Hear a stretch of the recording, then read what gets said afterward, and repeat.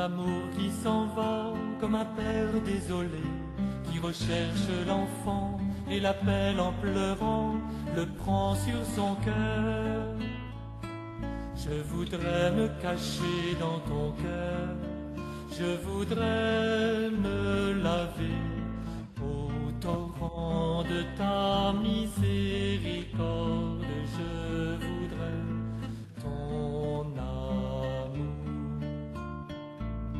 ton amour qui pardonne aux pécheurs repentis, l'invitant au festin comme l'enfant prodigue, Jésus mon sauveur. Je voudrais me cacher dans ton cœur, je voudrais me laver au torrent de ta miséricorde. Je voudrais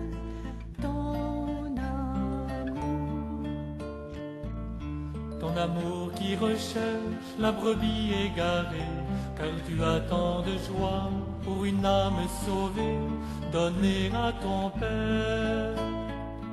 Je voudrais me cacher dans ton cœur, je voudrais me laver au torrent de ta miséricorde. Je voudrais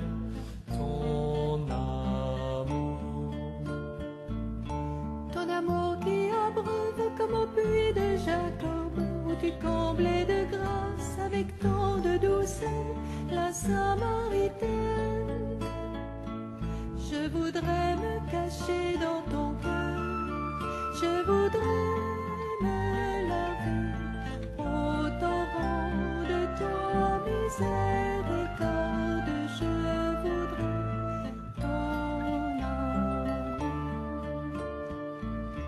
ton amour qui se donne par les plaies de ton cœur, s'ouvrant à l'infini, s'étendant sur le monde, Jésus Rédempteur. Je voudrais me cacher dans ton cœur, je voudrais me laver au torrent de ta miséricorde. Je voudrais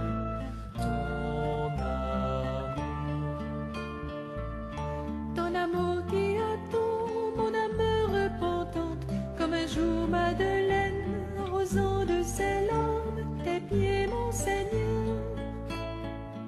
Je voudrais me cacher dans ton cœur, je voudrais me laver au torrent de ta miséricorde. Je voudrais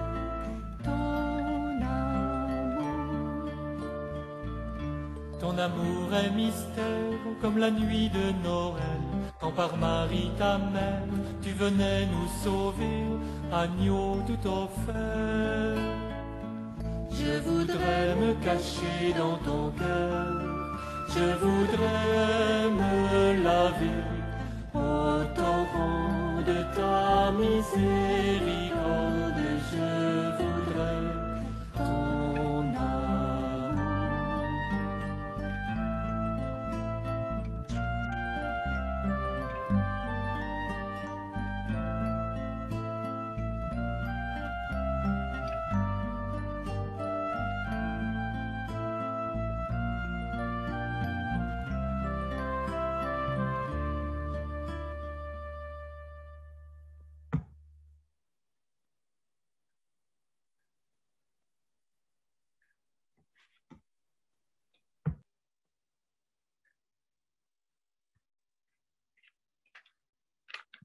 Bonsoir, sœur Emmanuelle.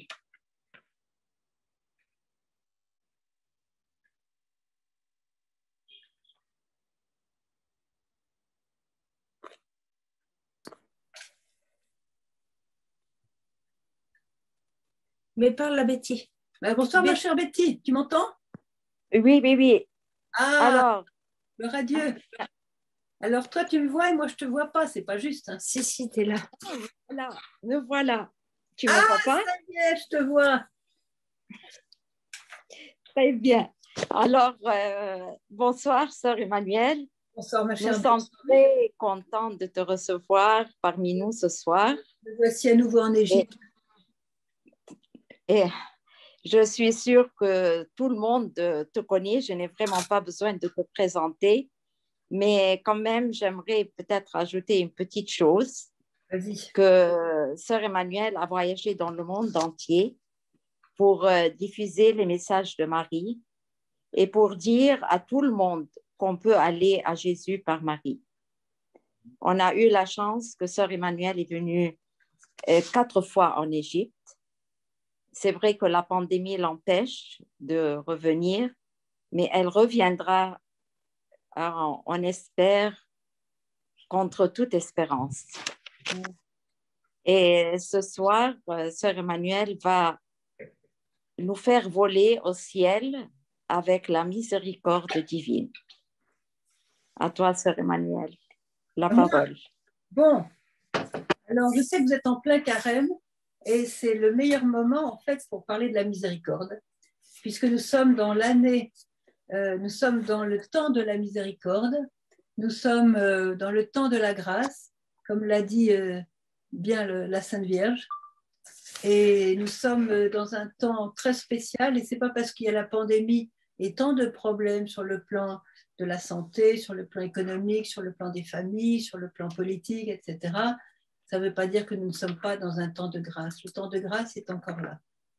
Alors, je voudrais souhaiter à tous, là, il y a certainement beaucoup de catholiques égyptiens qui sont à l'antenne, là. Il y a peut-être aussi des non-catholiques, il y a peut-être des orthodoxes, il y a peut-être aussi des musulmans, il y a peut-être des gens qui n'habitent pas en Égypte. Hein, moi, je ne sais pas très bien. Aussi le Liban. Il y a le Liban aussi, d'accord, oui, ok. Oui, vous avez beaucoup de Libanais, Sœur Emmanuelle. Ah, alors, bonjour les Libanais Marianne, aussi. je ne sais pas si vous vous souvenez de moi. Ah, voilà. Ben, si tu me dis ton nom, ça sera... Marianne, oui. D'accord, oui, bien sûr. Oui, on a des personnes du Liban qui sont avec vous aussi. Gloire à Dieu, gloire à Dieu. Alors voilà, moi je voudrais aujourd'hui parler un petit peu du cœur de Jésus. Du cœur de Jésus auquel on va par Marie d'une manière particulière, puisque c'est ça que Betty aussi plus ou moins m'a demandé, plutôt plus que moi. Et donc, il s'agit donc de la miséricorde. La miséricorde, vous savez que c'est un très beau mot. Ça ne veut pas dire misère et cœur, comme le latin pourrait le faire croire. Il faut prendre le mot dans la Bible. Et le mot dans la Bible, ça va, vous qui êtes de langue arabe, peut-être que vous comprenez mieux que nous, les Français. Rachamim. Rachamim, c'est le mot hébreu. Et le mot rachamim, c'est le pluriel d'un mot hébreu, rechem, qui veut dire le sein maternel, en fait l'utérus, pour parler franchement. Donc, les entrailles maternelles, le sein maternel, c'est-à-dire ce nid caché dans le ventre de la femme où Dieu va créer la vie, où Dieu va susciter une étincelle de vie qui va ensuite se développer, naître et vivre, etc. Donc, c'est un lieu sacré, on peut dire, que Dieu lui-même a habité, puisqu'il habitait le sein de sa propre mère pendant 9 mois. Et voilà. Et quand Jésus parle de la miséricorde, il fait référence, bien sûr, à ce type de réalité. Et donc, si le mot... Ah oui, alors il faut que je vous explique pourquoi on dit rachamim et non pas rechem. Rachamim, c'est le pluriel de rechem. Rechem, c'est le mot normal pour le sein maternel, l'utérus en hébreu. Et pourquoi rachamim au pluriel? Eh bien, parce que... Bon, c'est pas que Dieu a plusieurs seins maternels, c'est pas ça. Non, c'est parce que ce pluriel est un pluriel d'intensité. C'est-à-dire que Dieu aime son enfant bien plus encore qu'une mère, la plus aimante de la terre, pourrait aimer son enfant et souffrir ou se réjouir selon l'attitude de l'enfant, bien sûr. Si l'enfant, disons, a un bon comportement, si l'enfant va bien, la mère va se réjouir jusque dans ses entrailles. Et si l'enfant, au contraire, a un accident, il souffre, il est malade, il va pas bien, il prend un mauvais chemin, alors là, ça va être d'une grande, grande souffrance pour le cœur de Dieu, le cœur d'une mère d'abord, et le cœur de Dieu. Et c'est ce qui s'est passé. Et c'est pourquoi Dieu, le Père, a envoyé son Fils Jésus dans le sein d'une mère qui a enfanté Jésus, la Vierge Marie, pour vraiment nous sauver du mal qui nous a atteints par le péché d'Adam, d'Ève, et puis qui s'est transmis ensuite, vous connaissez bien l'histoire. Alors donc, c'est très significatif que disons, la description de ce mot miséricorde dans la Bible concerne vraiment les entrailles de Dieu, les entrailles du Père. Et quand on exerce la miséricorde, eh bien, on rentre en quelque sorte en communion avec les entrailles du Père. Et ces entrailles, les entrailles du Père, il veut nous les communiquer pour qu'on ait en nous, en quelque sorte, les entrailles du Père. Avant de me lancer sur cette explication de la miséricorde, du temps de la miséricorde que nous vivons depuis un certain temps, en fait, depuis que la Vierge apparaît, en fait. Pardon. Je voudrais expliquer quand même une chose, puisque vous êtes dans un pays à dominante musulmane. Il y a peut-être aussi d'autres religions que la religion musulmane, bien sûr, mais je voudrais répondre à une question qui est souvent posée par des gens qui n'ont pas très bien compris comment Dieu va gérer le problème. Évidemment, on est tous destinés à aller au ciel, nous sommes tous des enfants de Dieu, des créatures de Dieu, faites à son image et à sa ressemblance, quelle que soit notre couleur, notre race, notre pays, notre langue, notre culture, on est tous vraiment créés par Dieu, des enfants de Dieu. Alors je vais vous lire 2 messages que Marie à Medjugorje a donnés dès le début des apparitions, qui vont vous éclairer puisque c'est elle-même qui parle. Les membres de toutes les religions sont égaux devant Dieu. Regardez, ça c'est très important. Les membres de toutes les religions sont égaux devant Dieu. Dieu règne sur chaque religion comme le souverain dans son royaume. Alors que vous soyez de n'importe quelle religion, sachez que Dieu règne comme un souverain, c'est-à-dire comme un roi dans son propre royaume. Et puis elle ajoute, dans le monde, toutes les religions ne sont pas les mêmes. Attention, toutes les religions ne sont pas les mêmes, car les gens ne se soumettent pas au commandement de Dieu de la même façon. Donc, le Seigneur reconnaît un petit peu ceux qui vivent les commandements de Dieu. Quand la Vierge parle des commandements de Dieu, bien sûr, c'est d'abord les commandements donnés à Moïse sur la montagne. Les 10 commandements, disons, il faut vraiment qu'on travaille pour savoir de quoi il s'agit. Il faut aussi les connaître par cœur, hein, c'est important. Et puis aussi les commandements que Jésus a donnés quand il était sur la terre. Je vous donne un commandement nouveau, etc. Et il a donné plein de conseils, de commandements en étant sur la terre qu'on trouve donc dans l'Évangile. Alors, il y a des religions qu'elle dit, voilà, elle dit, il y en a, ne vivent pas les commandements de Dieu de la même façon. Certains les rejettent et les dénigrent. On le sait que quelquefois, il est conseillé dans certaines religions de tuer, par exemple, voyez, ou de faire l'adultère, ou de voler, voyez. Alors, bon, selon les religions, il y a des conceptions différentes. Alors, je vais vous donner le message le plus important que Marie a donné sur les différentes religions et en particulier sur l'Église catholique. Vous allez voir. C'est très intéressant pour vous qui êtes dans un pays à dominante musulmane, pas seulement musulmane, mais d'autres religions, puisque en Égypte comme au Liban, il y a toutes sortes de croyances. Voilà. Dis à tous, c'est Marie qui parle, hein, elle parle donc aux voyants. Dis à tous que c'est vous qui êtes divisés sur terre. La division, ce n'est pas Dieu qui l'a faite. La division entre les peuples et les races, les couleurs, les religions, ce n'est pas Dieu qui les a faites, c'est nous. Alors elle ajoute, les musulmans et les orthodoxes, au même titre que les catholiques, sont égaux devant mon Fils et devant moi. Donc ils sont égaux devant Jésus et devant Marie. Vous êtes tous mes enfants. Certes, toutes les religions ne sont pas égales, mais tous les hommes sont égaux devant Dieu, comme le dit saint Paul. Il ne suffit pas, écoutez ça c'est important, il ne suffit pas d'appartenir à l'Église catholique pour être sauvé. Il faut respecter les commandements de Dieu et suivre sa conscience. Voilà.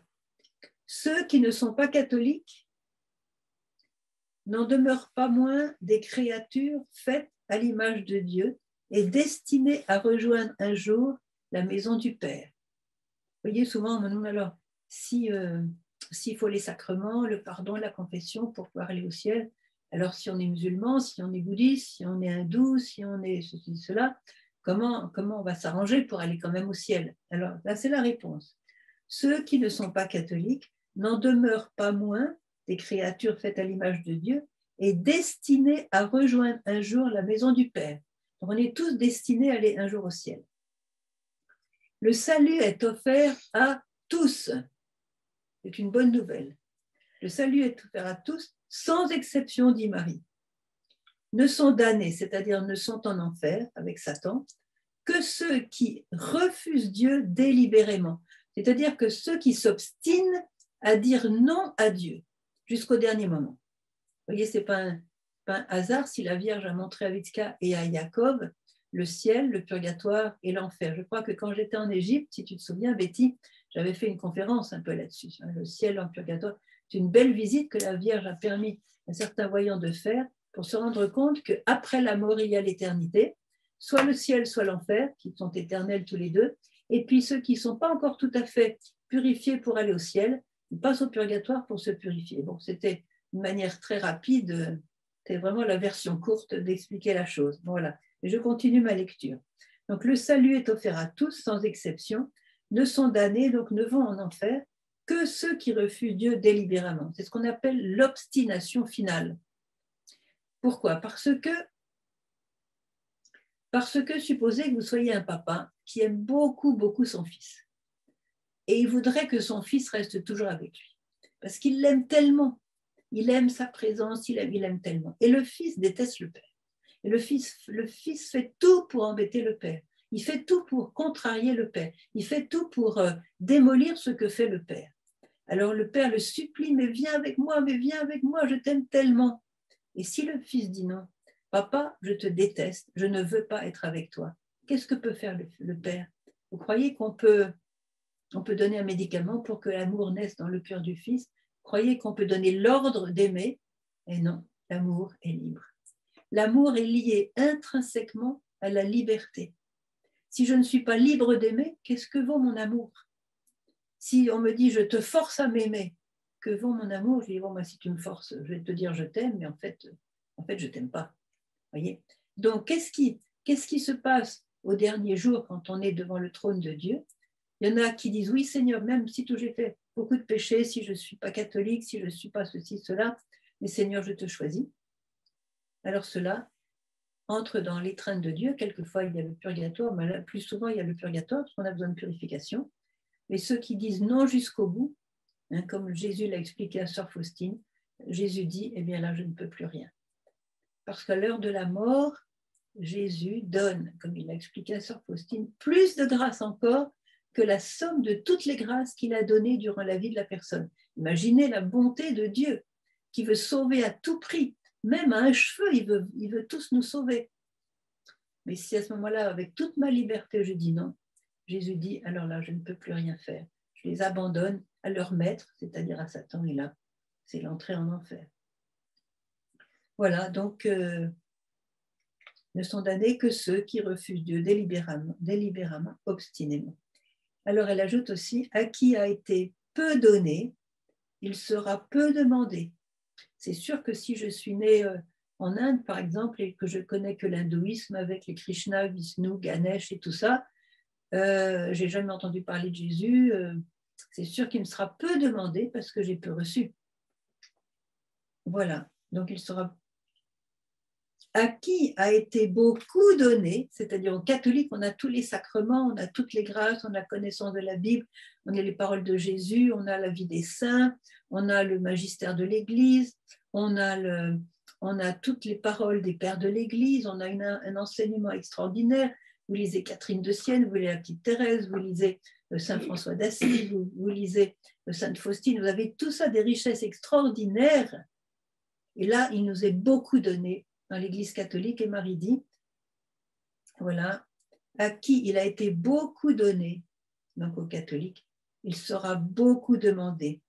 Et après, elle ajoute, c'est Dieu seul, dans son infinie justice, qui détermine le degré de responsabilité et qui prononce le jugement. Alors, c'est important de savoir que ceux qui ne sont pas dans la foi chrétienne et donc qui ne connaissent pas le Christ et encore moins Marie, seront jugés bien sûr par Dieu, puisque Dieu seul est le maître du ciel, le roi de l'univers. Ils seront jugés par Dieu, mais selon leur conscience. Voilà. Parce que tout homme a une conscience, tout homme a reçu de Dieu une conscience du bien et du mal. Alors quelquefois, bien sûr, cette conscience, on a mis beaucoup de fatras par-dessus, on a mis beaucoup de kadakish, comme disent je parle les mots arabes, et donc la conscience est un petit peu endormie, pour ne pas dire presque complètement insensible. Donc c'est important que chacun prenne des temps de silence pour écouter la conscience. La Vierge a dit quand quelqu'un est incroyant, eh bien, qu'il prenne 5 minutes pour se demander qu'est-ce que la vie, où est-ce que je veux aller, est-ce que Dieu existe ou pas. Vous voyez, qu'il prenne au moins 5 minutes pour se poser la question et qu'il écoute sa conscience. Voilà, ceci étant expliqué, Betty, tu me diras si je dois donner encore des détails, mais bon, je voudrais me lancer maintenant dans l'explication un petit peu de ce temps de miséricorde. Donc nous sommes dans un temps de grâce. Combien de fois la Vierge l'a répété? Elle l'a encore dit il n'y a pas longtemps, et pourtant elle est bien au courant. Ce n'est pas qu'elle lise les journaux, parce qu'elle connaît les nouvelles beaucoup mieux que nous. Elle n'a pas besoin de tous les mensonges des médias pour savoir de quoi il s'agit. Entre parenthèses, que les médias n'appartiennent pas forcément complètement à Dieu, si vous voyez ce que je veux dire. Et donc la Vierge sait exactement ce qu'il en est pour le monde d'aujourd'hui, et elle voit qu'on souffre. Elle voit qu'il y a beaucoup de souffrance, quelquefois même de découragement et quelquefois même de désespoir. Et donc, parce qu'il nous est retiré notre liberté d'une certaine manière, il y a aussi des problèmes économiques tels que quelquefois les gens ont commencé à avoir faim.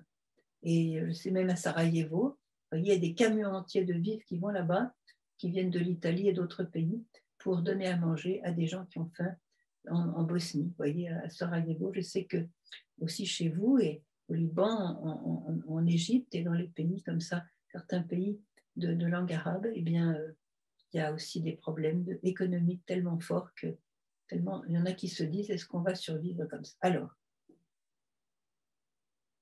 nous sommes dans un temps de grâce.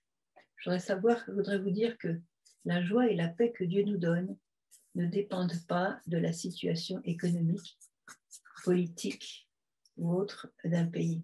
C'est un don de Dieu qui vient de l'Esprit Saint. Vous voyez, dans certains temps de famine, vous voyez, eh bien, le Seigneur a fait des multiplications. Nous avons été témoins de plusieurs multiplications ici, vous voyez. Pas seulement de nourriture, on a multiplié d'autres éléments vitaux pour nous. Et voilà. Donc, le Seigneur nous a montré des signes pour montrer que il a dit le psaume, celui qui craint Dieu ne manque de rien. Il est dit aussi dans un autre psaume, le Seigneur est mon berger, je ne manque de rien. Et si je crois que je manque de quelque chose, c'est parce que je ne suis pas complètement la bonne brebis du bon berger. Vous voyez? Et si je suis la bonne brebis du bon berger, j'ai confiance en lui, je suis le berger dans les chemins où il me mène, et le berger ne me laissera pas mourir de faim. Je voudrais vous citer un exemple qui m'a beaucoup frappé et qui s'est passé en Roumanie. Il s'agit du cardinal Todea. J'ai eu la chance de rencontrer ce cardinal. Il était très âgé déjà et comme il avait eu un ictus, il était allongé sur un lit et il ne pouvait plus parler, il ne pouvait plus bouger. Et en parlant avec la personne qui s'occupait de lui, il m'a raconté un peu sa vie. Donc c'est un témoin de la foi puisqu'il a été en prison communiste pendant des années et il a beaucoup souffert. Vas-y. Ça continue, bon d'accord. Oui. On entend des bruits bizarres. Alors, enfin bref, moi je l'ai connu à la fin de sa vie et j'ai su sa vie. Et il nous a, sa gouvernante en quelque sorte, nous a raconté cet épisode. Quand il était en prison, il était dans une petite cellule sordide et là, il mourait de faim. Littéralement, il mourait de faim. Alors, il y avait une petite ouverture, vous savez, un petit hublot, là, une petite ouverture, où de temps en temps, un garde, mettre un peu de nourriture. Donc, ça faisait longtemps qu'il n'avait pas eu, et donc il était en train de mourir de faim. Alors il a fait cette prière, écoutez bien. Eh bien Marie, parce que c'était un cardinal, un homme très, très marial, il prêchait toujours très bien sur Marie. Alors il a dit, fait une prière, tu sais maman, eh bien si je dois sortir de cette prison un jour, je ne pourrai plus prêcher sur toi, sur ta bonté maternelle, sur ton attention envers tes enfants, sur ton amour extraordinaire envers chacun de tes enfants. Je ne pourrai plus raconter ça aux gens, parce que toi, comme ma mère, tu me laisses mourir de faim. Et ça, ce n'est pas une bonne mère. Alors, je ne pourrai plus parler de toi comme ça. À ce moment-là, il a entendu un déclic. Le petit hublot, là, comment ça s'appelle, la petite ouverture, s'est ouverte. Et voilà que le gardien lui a donné une assiette pleine de viande. Il n'avait pas vu de la viande depuis longtemps. C'était la réponse de Marie. Alors, il a dévoré cette viande, mais elle était tellement abondante qu'il en restait. Il ne pouvait quand même pas tout manger, surtout qu'après avoir eu faim, il faut faire attention quand même. Il faut avoir un choc du stomac. Alors, il avait laissé un peu de viande dans son assiette. Et autre miracle, le gardien lui a permis de garder la viande pour le lendemain. Voilà. Alors, vous voyez que celui qui craint Dieu ne manque de rien. Il nous faut avoir la foi. Vous voyez, ce qui nous manque le plus, c'est la foi, que Dieu est un Père et qu'il va pourvoir à nos besoins. Voilà. Alors, je voudrais maintenant parler de cette miséricorde. Excusez-moi si je vous donne un petit peu un exemple de la fausse miséricorde, parce que malheureusement, aujourd'hui, eh bien, on a un petit peu tendance à confondre la miséricorde avec la fausse miséricorde. Je vais vous donner un exemple. Il y a un homme un jour qui s'approche de moi, j'étais en Italie, et il me dit « Ah, ma sœur, je suis content de vous trouver, parce que figurez-vous que j'étais à Medjugorje, et là-bas j'ai fait une grande conversion. J'ai vraiment fait une grande conversion. Je me suis confessée, même, vous voyez, et ma sœur, et j'ai renoncé, j'ai abandonné presque tous mes péchés. » Je dis « Presque tous mes péchés, pourquoi tu me dis presque ?»« Ah, parce que ma sœur, j'en ai gardé un. » « Comment ça, t'en as gardé un? T'as voulu garder, de pratiquer un péché? » « Ah oui, ma sœur. » Je dis « Mais pourquoi? » ?»« Mais parce que ce péché-là, il me plaît, je l'aime bien. » Je dis « Mon frère, où est-ce que tu es, toi? Où est-ce que tu es? Est-ce que tu n'as pas compris que ce qui a cloué Jésus sur la croix, ce sont nos péchés, c'est mon péché, c'est ton péché et le péché du monde entier. C'est ça qui a cloué Jésus sur la croix. Alors tu veux garder un clou pour continuer à bien le torturer comme ça avec ton péché? Il me regarde complètement ébahi et il me dit « Ah ben ça, ma sœur, j'avais jamais pensé à ça. » Voyez? Alors ça, c'est, voyez, la fausse miséricorde. Dieu est bon, ben on peut se garder un péché, on peut continuer à pécher, ça va bien comme ça, Dieu est bon, il pardonne tout, donc on peut y aller, voilà. Fausse miséricorde. Il faut confesser tous ses péchés et renoncer à tous ses péchés. Parce que le péché n'est pas, comme on dit souvent, c'est humain, c'est normal, on a des bonnes raisons, puis il y a les blessures. Non, le péché n'est pas humain. Dieu n'a pas créé le péché en créant l'homme, donc il n'est pas humain. Par qui est venu le péché? Par le serpent. Et Ève s'est faite avoir. Ce n'est pas parce qu'elle s'est faite avoir qu'il faut appeler le péché une bonne chose. Donc vous voyez, ça c'est clair. Alors, donc cet homme a finalement abandonné le dernier péché qui le tenait. Il a compris que le péché, c'est ça qui a fait que Jésus est monté sur la croix et a été en agonie pour vraiment, par son sang, nous laver du péché. Il ne veut pas qu'on en garde un. Alors, un autre témoignage que je peux vous donner, c'est celui de Gloria Polo. Je ne sais pas si vous avez entendu parler de ce grand témoin du Christ qui vient de la Colombie.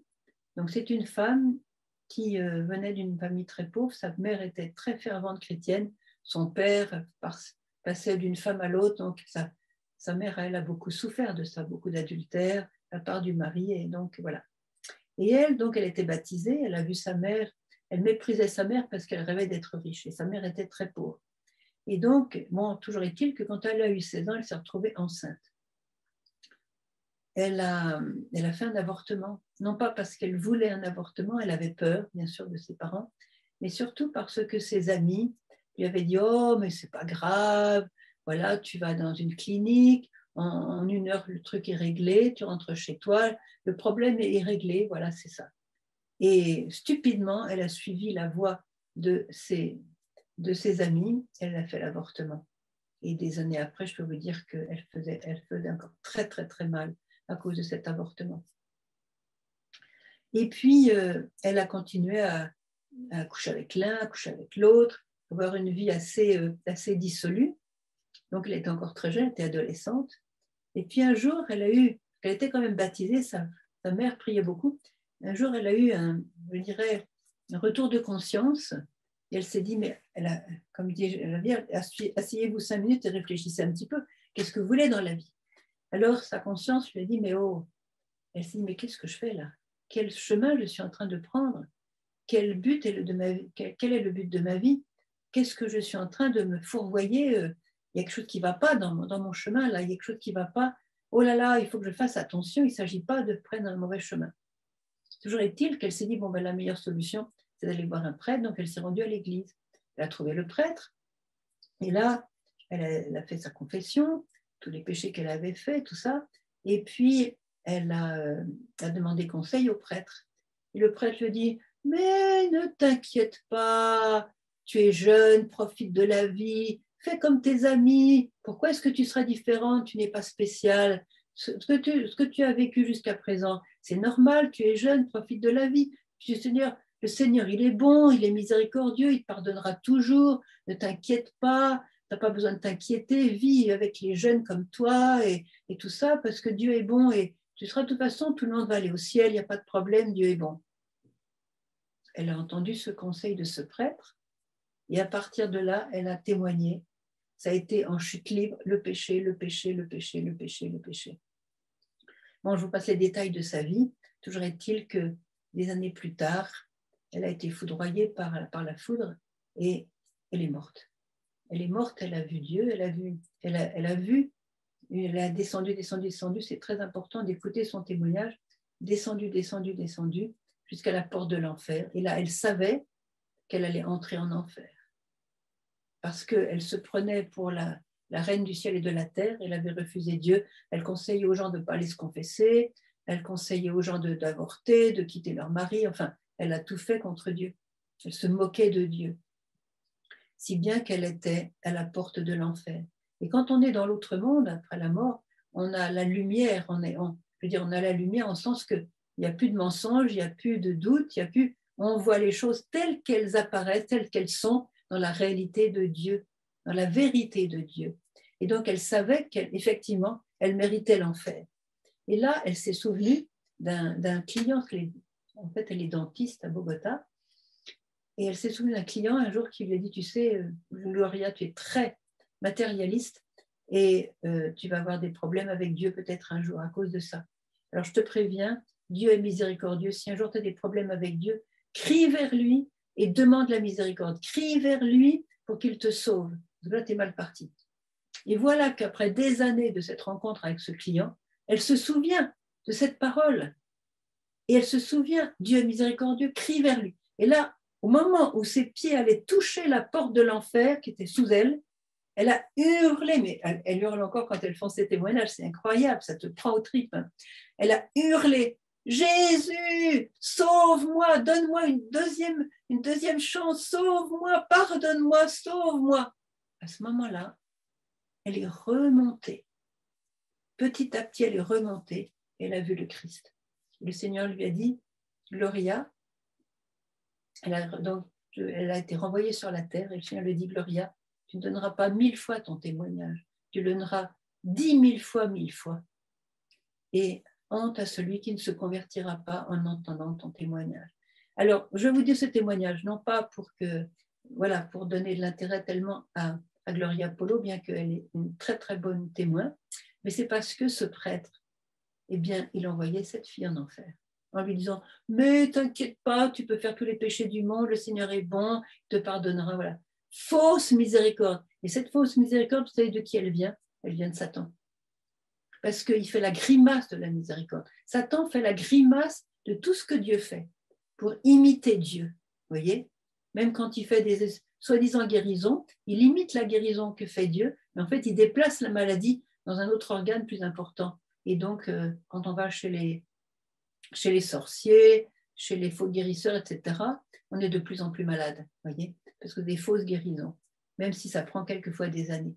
Alors, je vous raconte cette histoire parce que c'est important d'avoir une connaissance claire de la vraie miséricorde. La vraie miséricorde, c'est d'aimer Dieu, c'est de coller aux viscères de Dieu, aux entrailles de Dieu, voyez.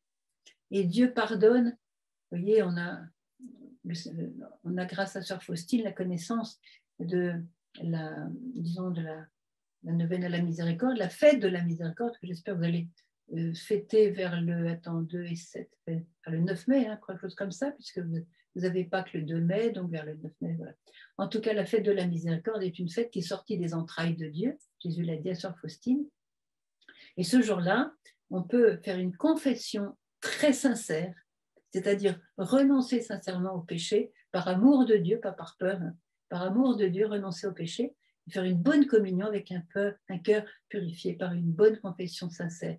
Et ce jour-là, d'une manière extraordinaire et sans précédent, eh bien, Dieu pardonne. Dieu non seulement pardonne tous les péchés comme il fait à chaque confession sincère, mais il retire aussi la dette due au péché qui fait qu'on n'a pas besoin d'aller au purgatoire. Le purgatoire sert à purifier tous les péchés qu'on a commis. On ne s'est pas vraiment repenti de certains péchés, donc on a besoin d'une purification qui se passe au purgatoire. Le purgatoire est très, très douloureux. Eh bien, pendant ce dimanche de la miséricorde que vous vivrez donc au mois de mai, je vous recommande de bien lire les petits fascicules sur la divine miséricorde.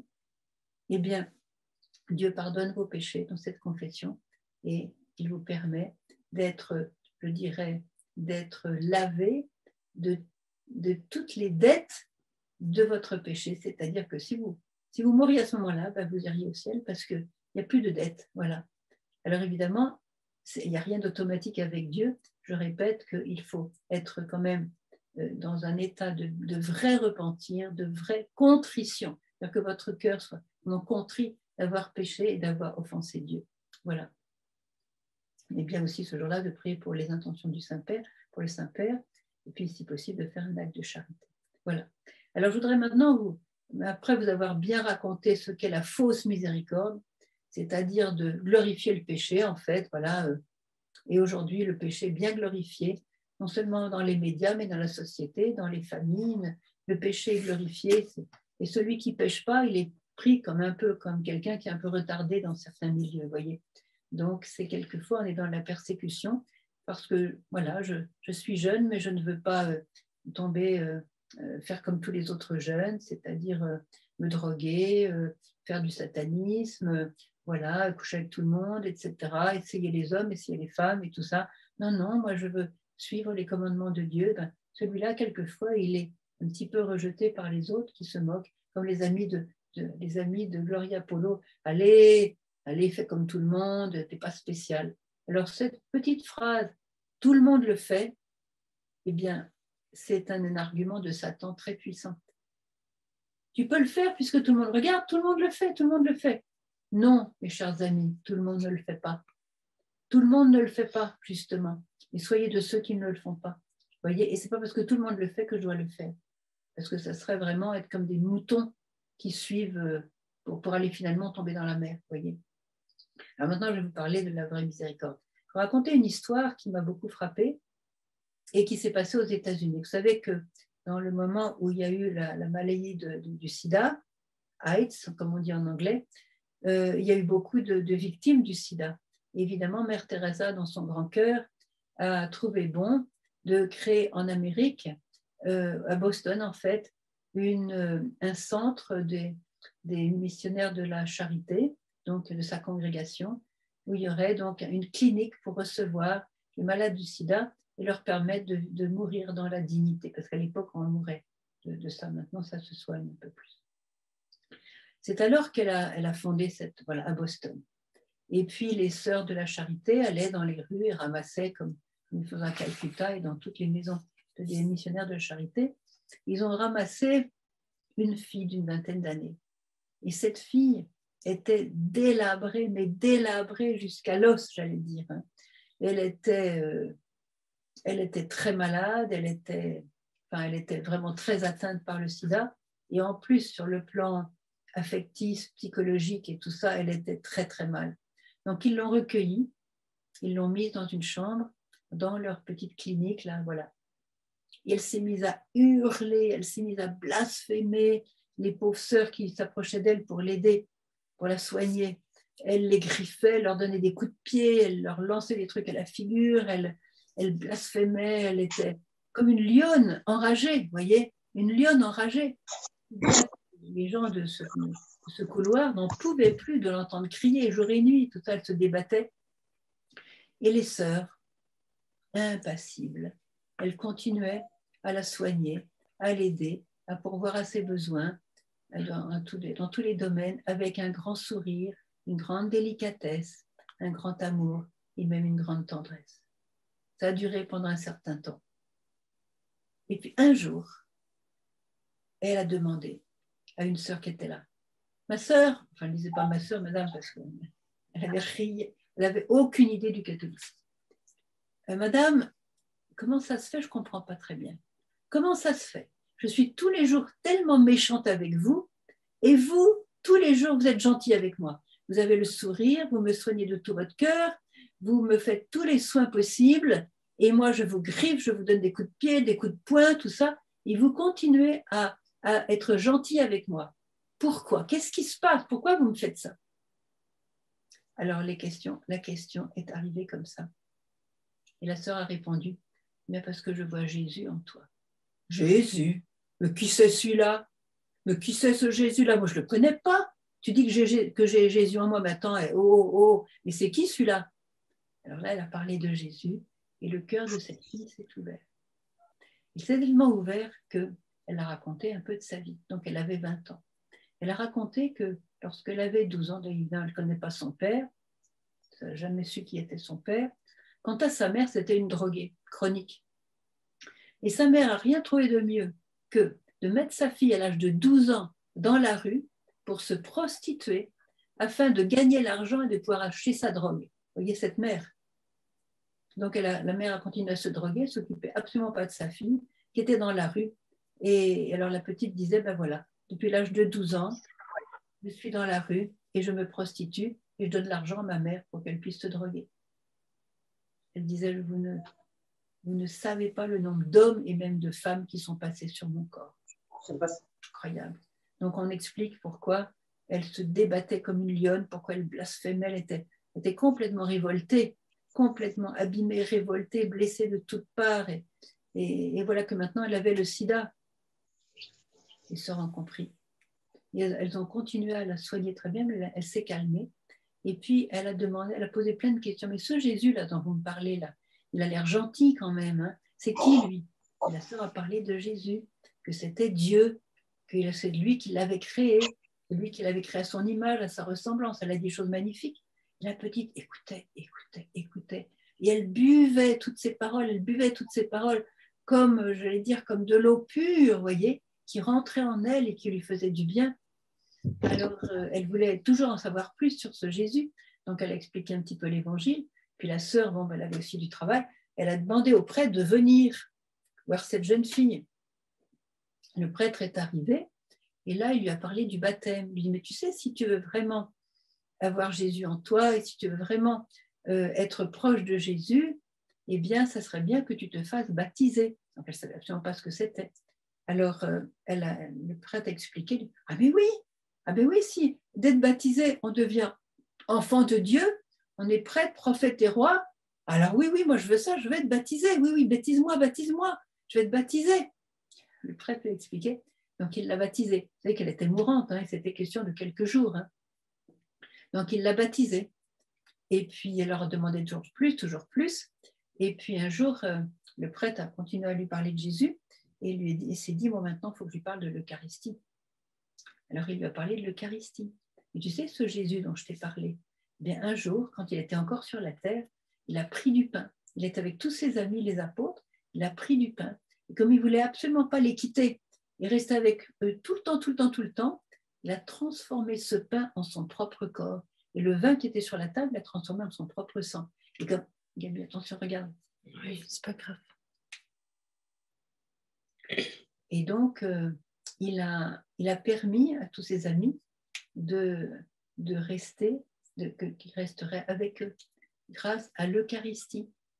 Alors, elle a dit, et alors il a expliqué que l'Eucharistie, ça se passe pendant la messe, on reçoit l'Eucharistie, on a une hostie qui est le pain de vie, on le reçoit et Jésus entre en nous et il nous purifie, il nous aide, il nous guérit, il nous libère et il s'unit à nous dans notre cœur.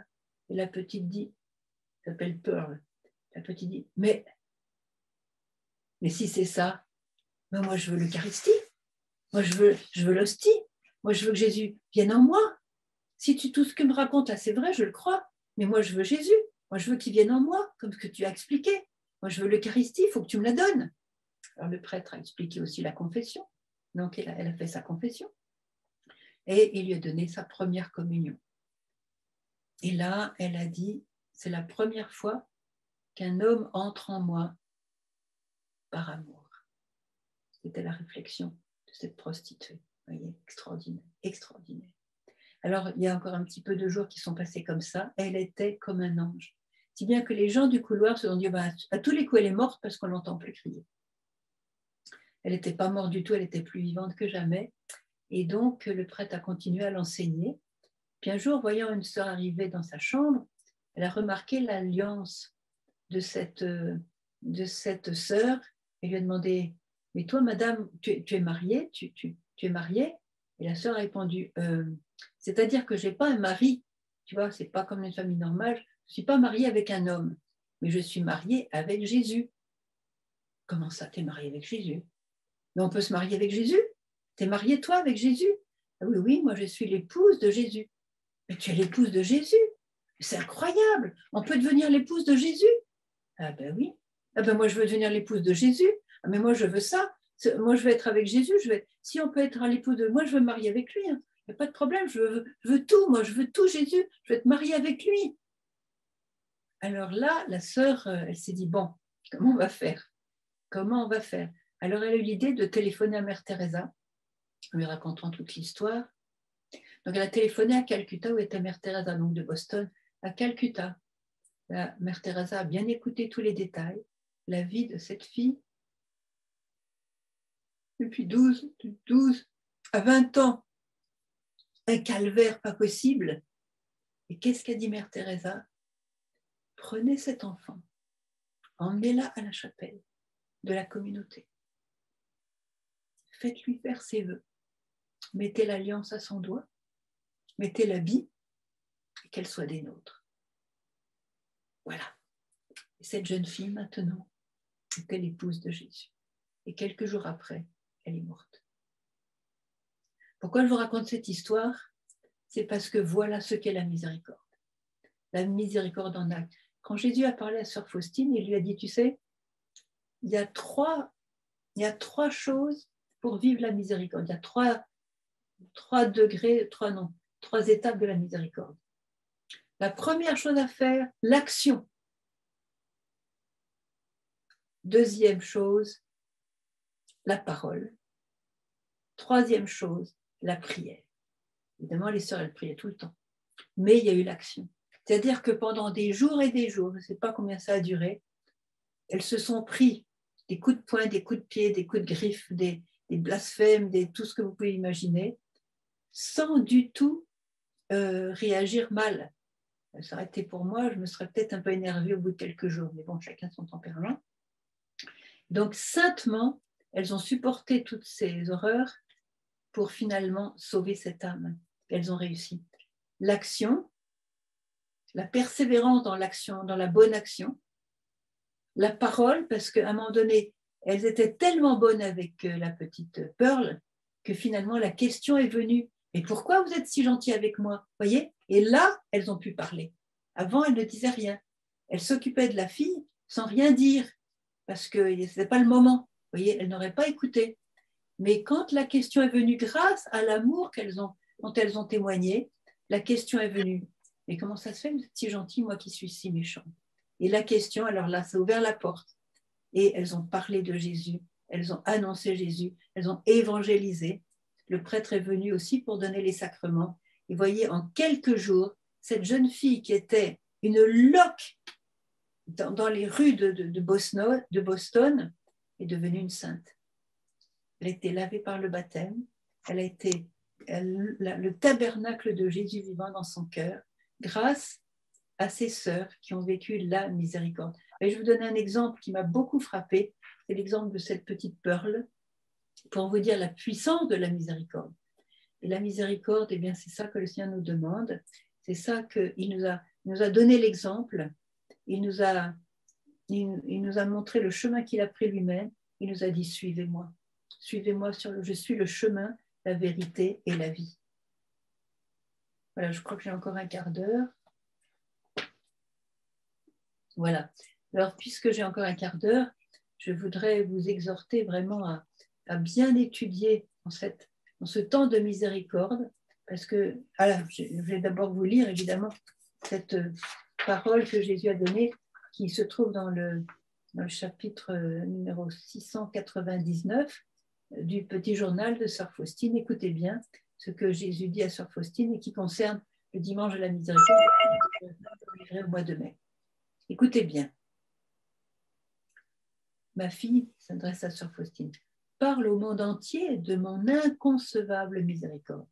Je désire que la fête de la miséricorde soit le recours et le refuge de toutes les âmes, et surtout pour les pauvres pécheurs.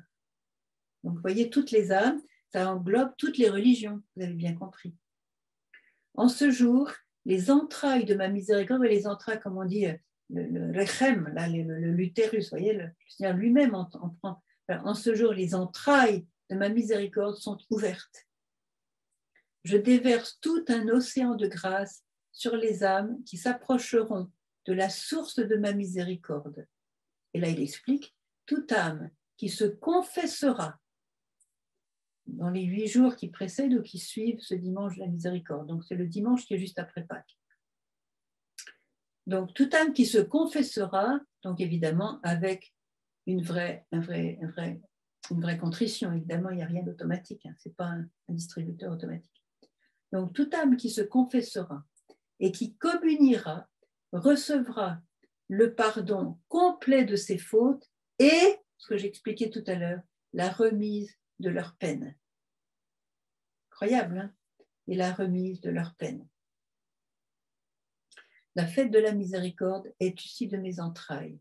Je désire qu'elle soit fêtée solennellement le premier dimanche après Pâques. Écoutez bien ceci. Le genre humain, donc tous les hommes, le genre humain ne trouvera pas la paix tant qu'il ne se tournera pas vers la source de ma miséricorde, c'est-à-dire le cœur de Jésus. Vous voyez ? Alors, je voudrais donner un petit mot maintenant sur une parole que la Vierge a donnée dans le tout dernier message, donc du 25 mars. Non, du 25 mars.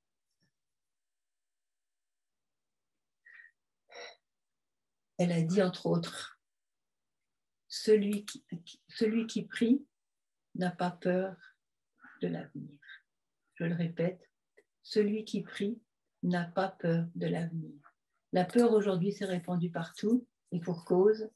Il y a eu beaucoup d'ébranlements depuis la pandémie, surtout dans certains pays, mais partout en fait. Il y a la peur qui a saisi une grande majorité de l'humanité et cette peur, Dieu n'en veut pas. Je le répète, cette peur, Dieu n'en veut pas. Et Marie nous dit, celui qui prie, évidemment avec le cœur, n'a pas peur de l'avenir. Pourquoi ? Parce que la peur fait qu'il n'y a plus de place pour l'amour. Et Saint Paul le dit, la charité, l'amour bannit la peur. La peur prend la place dans le cœur, et quand on a peur, on fait tout un peu automatiquement, comme ça on ne s'occupe plus des autres, on ne pense plus qu'à soi. La peur est un sentiment qui nous replie sur soi-même, sur nous-mêmes, et qui fait qu'on fait des mauvais choix. Donc, abandonnez la peur. Même si vous avez des causes de votre peur, des raisons d'avoir peur, abandonnez la peur. Et qu'est-ce que nous dit Marie ? Celui qui prie, c'est-à-dire celui qui adore, celui qui est proche de Jésus, celui qui prie avec le cœur. Pourquoi est-ce que Jésus veut détruire cette peur ? D'abord, Marie l'a dit, la peur ne vient pas de Dieu, elle vient de Satan. Pourquoi est-ce que Jésus, par la prière, peut détruire la peur? Et parce que quand on prie, on ouvre son cœur. Et que fait Dieu? Lui, il nous attend toujours. Il y a toujours un rendez-vous dans lequel il se trouve, puisque quand on prie, il est déjà là. Vous voyez, il nous attend. Alors, quand on prie, qu'est-ce qui se passe? Tous les rayons de son cœur pénètrent en nous selon l'ouverture, bien sûr, de notre cœur. Et ces rayons de son cœur vont nous transformer, vont nous guérir, vont nous libérer, vont nous faire du bien, vont nous rendre heureux. C'est une paix qui va entrer en nous. Vous voyez, le shalom, le salem, comme on dit en arabe. Vous voyez, ça va entrer en nous et chasser la peur. Vous voyez? Et c'est là que Jésus va commencer à pourvoir à nos besoins parce qu'on va le prendre vraiment comme notre berger, comme notre maître. Vous voyez? Et c'est ainsi que eh bien, le Seigneur va faire en sorte qu'on ne va pas mourir de faim, on ne va pas mourir de soif, parce que Jésus est mon berger. Je ne manque de rien et la parole de Dieu ne peut pas mentir. Vous voyez? Donc, je vous invite maintenant, c'est comme ça un peu que je voudrais donner les dernières minutes de ma petite présentation, eh bien, de vous inviter à prier avec le cœur, à ne pas vous décourager, à adorer le Seigneur. Si vous avez des églises ouvertes, allez devant le Saint-Sacrement. N'abandonnez pas Jésus qui est tout seul dans sa petite boîte, là, dans le tabernacle. Ne l'abandonnez pas. Ne l'abandonnez pas, il est tout seul. Vous le laissez tout seul et après, on va se plaindre qu'on n'a rien. Non, c'est lui la source. C'est lui qui donne. C'est lui qui donne à pleine main. C'est lui qui nourrit son peuple. Vous voyez? C'est lui qui guérit son peuple. C'est lui qui rassure et qui console son peuple. C'est lui. Il n'y en a pas un autre. Il n'y a qu'un sauveur, c'est Jésus. J'oubliais de dire tout à l'heure à propos, vous voyez, quand on n'est pas catholique ou pas chrétien et qu'au moment de la mort, tout le monde a la révélation du Christ. Et c'est là qu'on fait le choix définitif. Le Christ se manifeste de différentes manières pour chaque âme, évidemment. Le Christ se manifeste au moment de la mort et c'est là que l'âme choisit d'aller avec lui ou d'être sans lui. Et c'est là où il faut beaucoup prier pour les mourants. Il ne s'agit pas maintenant de s'occuper des fleurs, des cercueils, du cimetière, des repas qu'on va faire, etc. Laissez tomber tout ça au moment de l'agonie de la personne. Priez, priez, priez, priez. Surtout le chapelet, priez le chapelet de la miséricorde, parce que cette personne va se trouver devant le trône de Dieu dans quelques minutes, dans quelques heures ou dans quelques jours. Et là, ça va être le choix définitif. C'est là où il faut beaucoup, beaucoup prier pour que, disons, que ça bascule du côté du bon côté, du côté du ciel.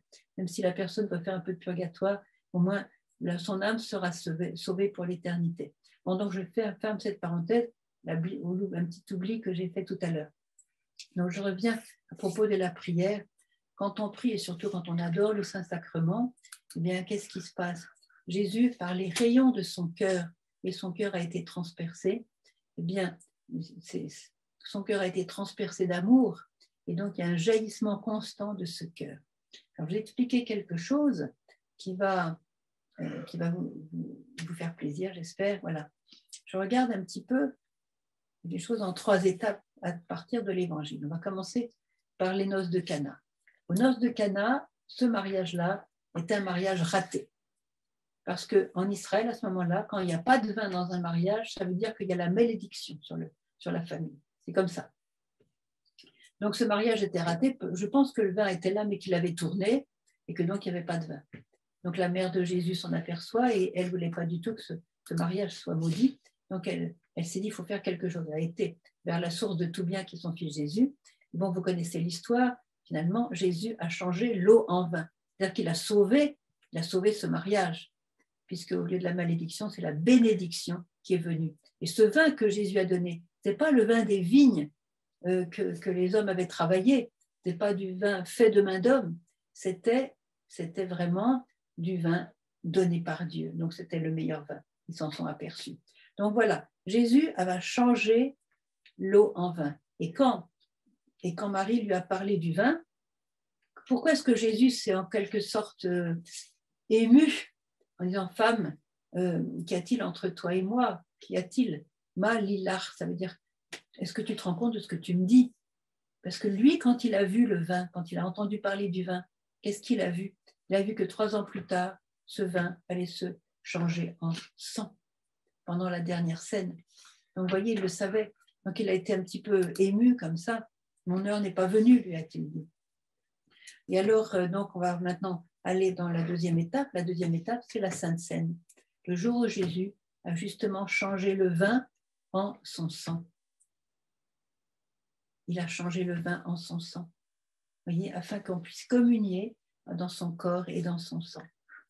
Mais il savait aussi que ce sang, durant la Sainte Seine, ça allait toucher les 12 apôtres, Marie qui était là, les saintes femmes certainement qui n'étaient pas loin, peut-être aussi d'autres disciples, voilà. Et alors, et quoi avec la Chine, l'Afrique, l'Amérique, l'Europe, tout ça qui n'était pas présent? Et comment est-ce qu'il pouvait être avec Jésus alors?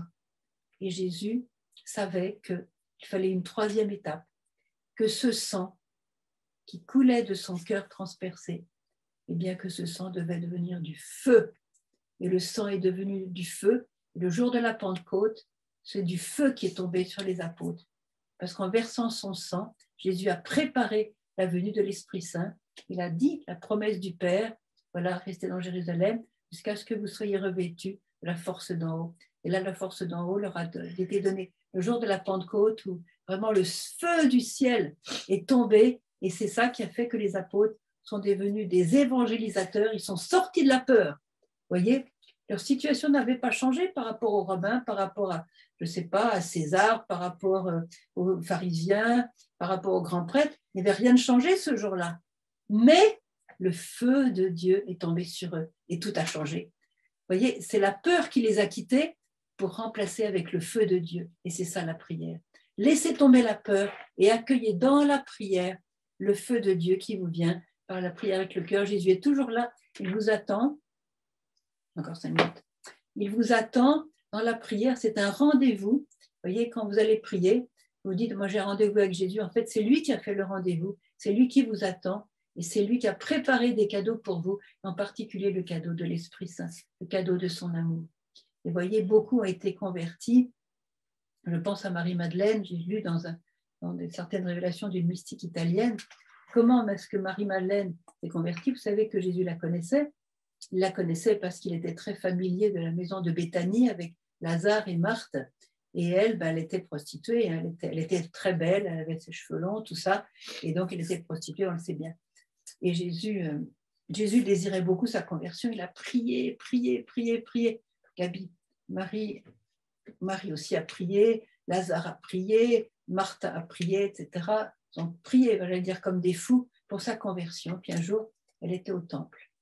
Elle était au temple plus pour montrer sa beauté, ses beaux cheveux, ses beaux habits. Elle était maquillée à outrance, j'allais dire, pour que tout le monde la regarde et tout ça.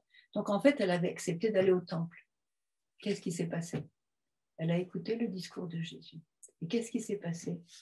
À un moment donné de son discours, Jésus l'a regardé. Jésus l'a regardé.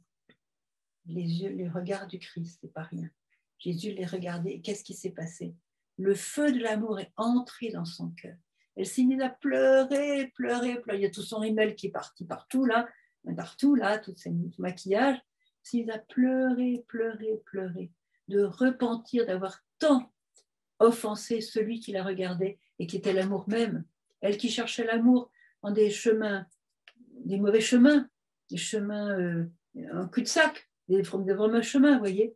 Eh bien, enfin, elle trouvait l'amour devant elle. Dieu lui-même, Jésus lui-même, Fils de Dieu, qui la regardait et ça a enflammé son cœur. De ce jour-là, ça a été fini. Jésus a chassé 7 démons d'elle et elle l'a suivi, elle était la première au tombeau, elle était amoureuse de lui. Et comme dit Marthe Robin, enfin une révélation de Marthe Robin, une grande mystique française, qui a vécu aussi la Passion, Jésus lui a confié durant la Passion, tu sais, disons qu'il a été voir sa mère avant sa Passion pour que sa mère puisse lui donner la bénédiction maternelle avant sa Passion.